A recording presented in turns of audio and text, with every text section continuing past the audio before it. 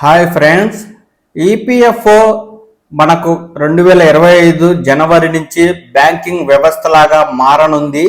దీంతో ఎవరైతే ఈపీఎఫ్ ఖాతాదారులు తమ యొక్క పిఎఫ్ అమౌంట్ను విత్డ్రా చేసుకోవాలి అంటే ఖచ్చితంగా ఈపీఎఫ్ ఏటీఎం ద్వారానే విత్డ్రా చేసుకునే వెసులుబాటునైతే మనకు ఈపీఎఫ్ఓ వారు కల్పిస్తున్నారు.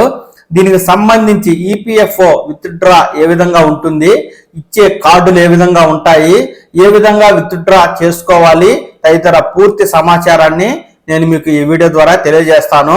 ఉద్యోగ భవిష్య నిధికి అదేనండి ఈపీఎఫ్ కు సంబంధించి వచ్చే ఏడాదిలో కీలక మార్పు రాబోతోంది. ఈపీఎఫ్ నిధుల ఉపసంహరణపై ఇక సులభతరం కానుంది. ఏటీఎం ద్వారా విత్డ్రా చేసుకునే సదుపాయం అందుబాటులోకి రానుంది. ఇప్పటికే దీనికి సంబంధించి ఐటీ సిస్టమ్స్ అప్గ్రేడ్ అయితే ఈపీఎఫ్ఓ చేయడం మొదలుపెట్టింది.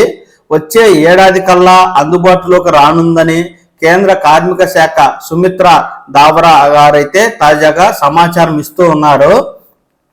ఇంతకీ ఏటీఎం విత్డ్రా సదుపాయం ఎలా పనిచేస్తుంది, ఇది ఎంతవరకు ప్రయోజనం, తమ పిఎఫ్ నిధుల ఉపసంహరణకు ఆన్లైన్ లేదా ఆఫ్లైన్ పద్ధతుల్లో ఈ చందాదారులు ఈపీఎఫ్ఓ వీలు కల్పిస్తోంది.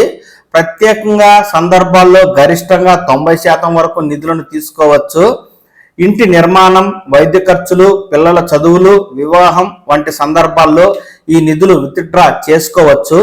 సంబంధిత కారణాన్ని చూపుతూ క్లెయిమ్ రిక్వెస్ట్ పెడితే కొన్ని రోజుల తర్వాత బ్యాంకు ఖాతాలో ఈ నిధులైతే జమ అవుతాయి.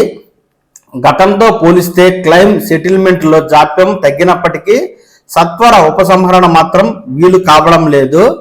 ఏటీఎం విత్డ్రా సదుపాయం ఈ సమస్యకైతే పరిష్కారం చూపిస్తుందని ఈపీఎఫ్ఓ వారు భావిస్తూ ఉన్నారు.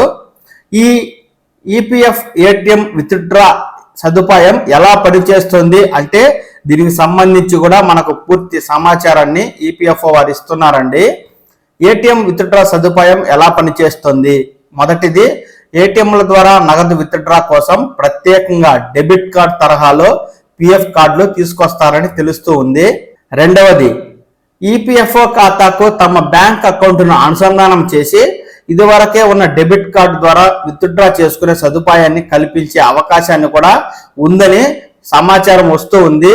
ప్రస్తుతానికైతే దీనిపై స్పష్టత లేదు. ఇక మూడవది, అది కూడా మొత్తం పిఎఫ్ బ్యాలెన్స్ లో 50% వరకు మాత్రమే ఉపసంహరించుకునే అవకాశాన్ని కల్పిస్తారని సమాచారం అండి. దీనివల్ల ప్రయోజనం ఎంత అంటే పిఎఫ్ ను ఏటీఎంల ద్వారా విత్డ్రా చేసుకోవడానికి అవకాశం కల్పిస్తే అత్యవసర సమయాల్లో ఉపయోగపడుతుందని పలువురు అభిప్రాయపడుతున్నారు.